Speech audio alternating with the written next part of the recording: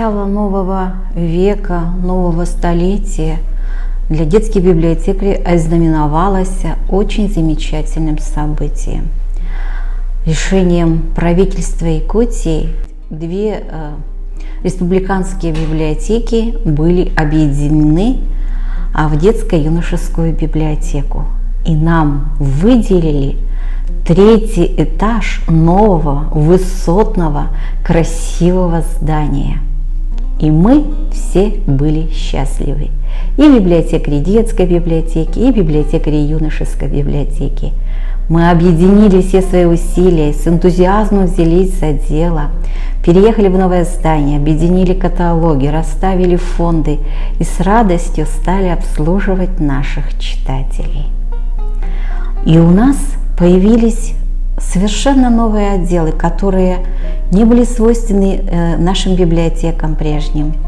У нас открылся зал краеведческой литературы, открылся зал литературы на иностранных языках.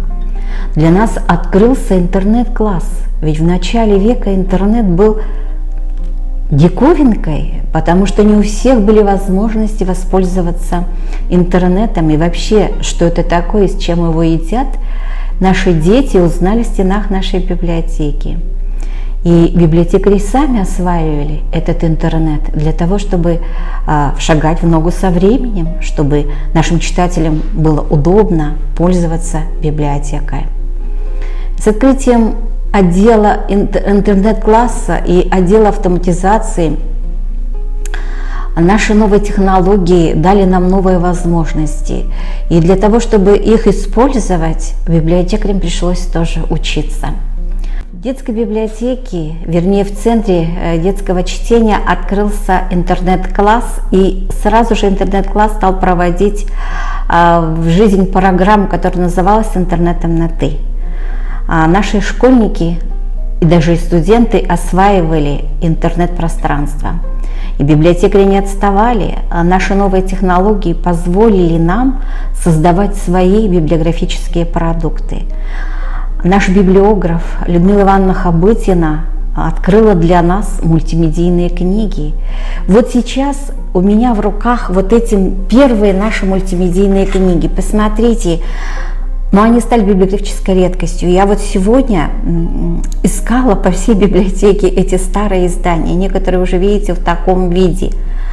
Но это было открытие для нас, это было новое открытие. К традиционным нашим библиографическим продукциям, вот такой библиографической продукции, традиционной, печатной, вот такой добротной, хорошим изданием присоединились еще мультимедийные возможности.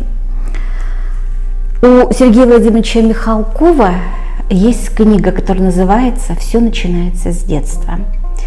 Я думаю, что это предложение, это выражение, оно справедливо всегда, во все времена.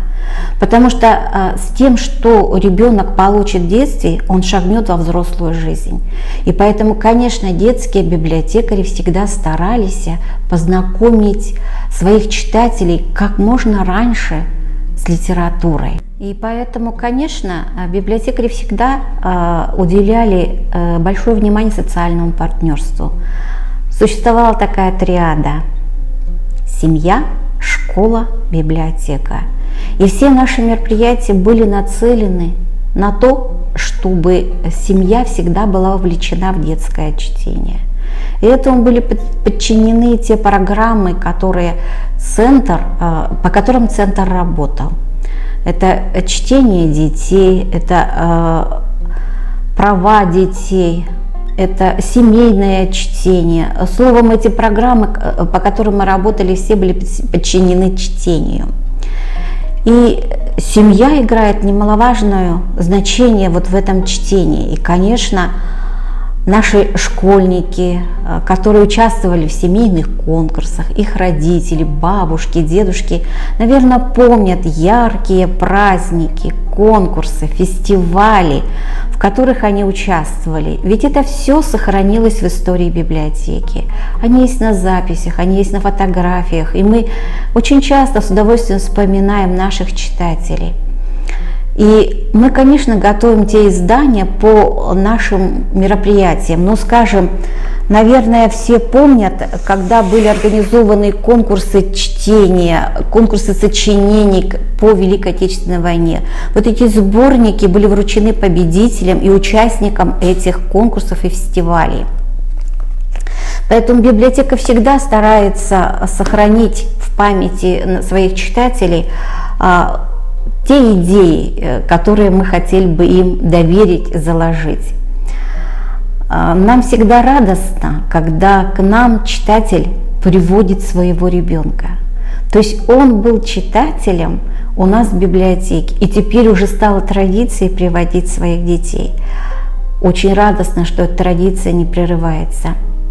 Хотя время меняется, и те методы, те идеи, которыми всегда руководствуются детские библиотекари, они, конечно же, меняются со временем. Время идет, и все меняется. Появились совершенно новые мероприятия. Это квест-игры, квиз-игры, это зум-уроки. И все, что мы накопили, мы все равно стараемся передать нашим читателям. Мы их всегда рады видеть на утренниках, которые проходят очень ярко, очень мощно, я бы сказала, потому что в этих утренниках задействованы все библиотекари, начиная от самого младшего до директора библиотеки. Кто был у нас на Библионочи, Хэллоуине, праздники, на утренниках Нового года. Наверное, помнят эти вот яркие, красочные, когда библиотекарь, это не просто библиотекарь, он уже актер, он уже режиссер, он уже декоратор. Наверное, читатели могут вспомнить и порадоваться тем замечательным мгновением, когда эта встреча не только с книгой и чтением, но еще и с общением. Мы дожили до тех времен, когда детская библиотека начинает трансформироваться. Сейчас она трансформируется не только в центр чтения, а теперь мы будем называться «Детская точка кипения», центр детского чтения. Вот прибавили, расширили свои рамки. И, наверное, со временем это будет и дальше существовать.